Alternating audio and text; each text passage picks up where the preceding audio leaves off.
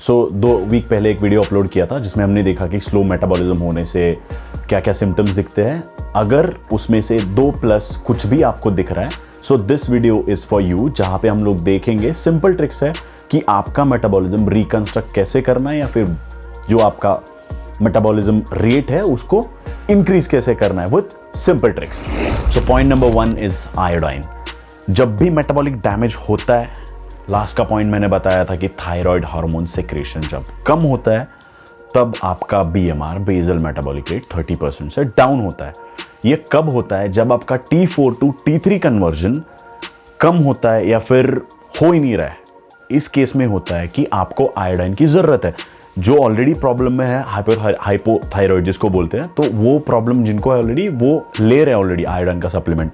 But अगर आपको और थोड़ा बूस्ट करना है without supplementation, so you should go for a good salt which is high in iodine. इसलिए टीवी पे बहुत सारे एड्स देखे ना कि आयोडाइन रिच सॉल्ट है एटसेट्रा एटसेट्रा।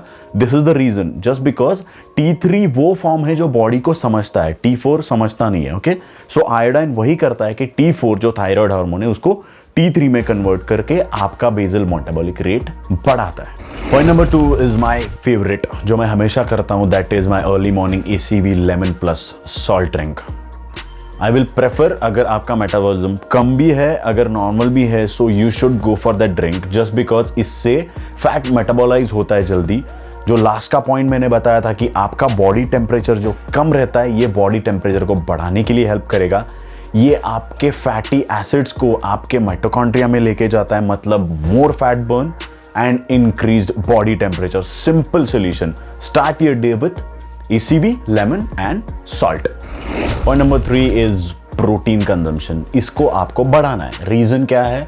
आपने थर्मिक इफेक्ट के बारे में सुना है, TEF, thermic effect of food. मतलब क्या है? अगर आप कुछ कंजम्पशन करते हो किसी भी फूड का, तो बॉडी उसको ब्रेक डाउन करने के लिए उसी फूड का यूज करती है सर्टेन परसेंटेज पे।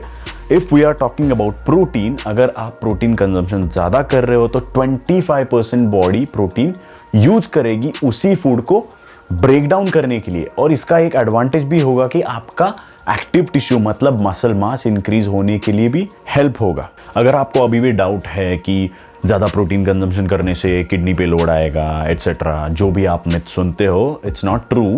अगर आपने अब तक मेरा रील सेक्शन चेक नहीं किया, go check out my reel section. मैंने ऑलरेडी इसके बारे में बात की है कि ओवर प्रोटीन कंजम्पशन से किडनी फेल वगैरह ऐसा कुछ होता है।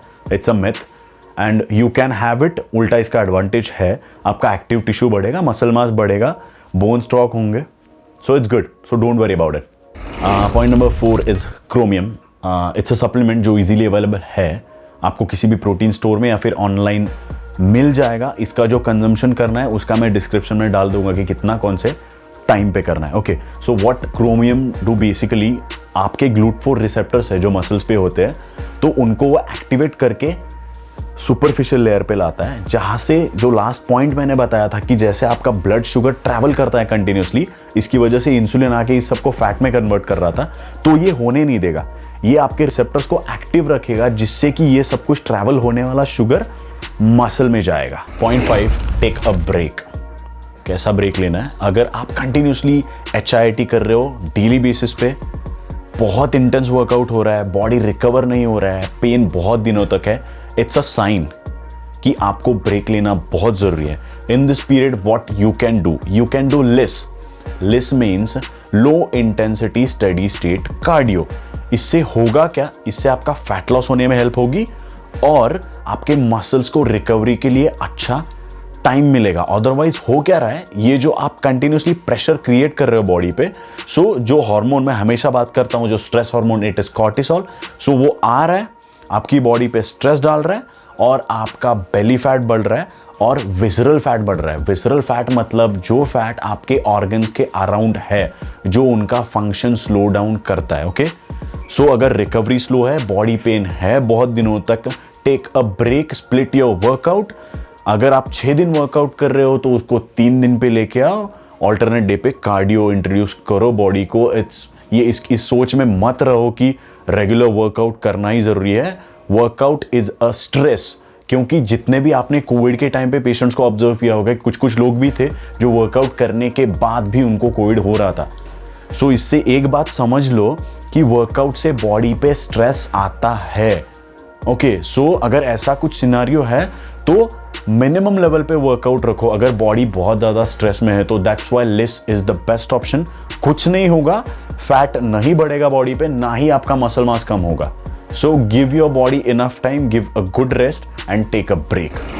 सो एक बाउंसिंग बॉल थ्योरी समझाता हूं मैं आपको कि अगर आप कोई ऑब्जेक्ट फेंकते हो, फॉर एग्जाम्पल अगर आपने बॉल भी थ्रो किया है तो वो बॉल का बाउंस जैसे वो आगे आगे आगे ट्रैवल कर रहा है तो बाउंस भी कम हो रहा है।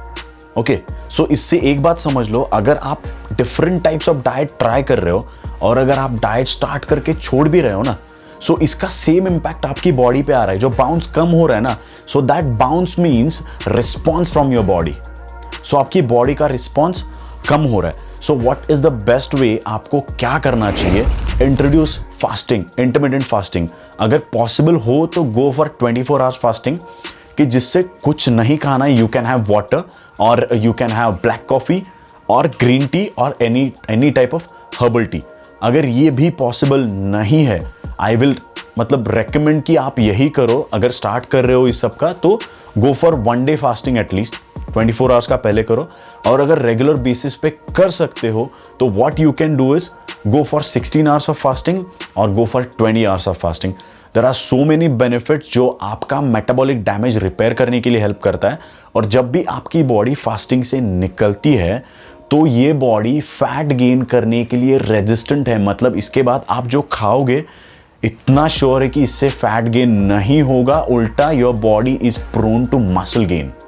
सो इंट्रोड्यूस फास्टिंग। सो आज हमने 6 पॉइंट्स देखे सिंपल, जिससे आप आपका मेटाबॉलिज्म इंप्रूव कर सकते हो इन इजी वे। अगर आपने देखा नहीं पहला वाला वीडियो जिसमें मैंने आपको बताया था कि साइंस क्या है स्लो मेटाबॉलिज्म के, तो वो पहले देख के आओ, फिर इसको देखो, तभी इससे हेल्प होगी। अगर आपने मेरे चैनल को अब तक सब्सक्राइब नहीं किया है, so do subscribe, follow me on Instagram the mad coach. Thank you.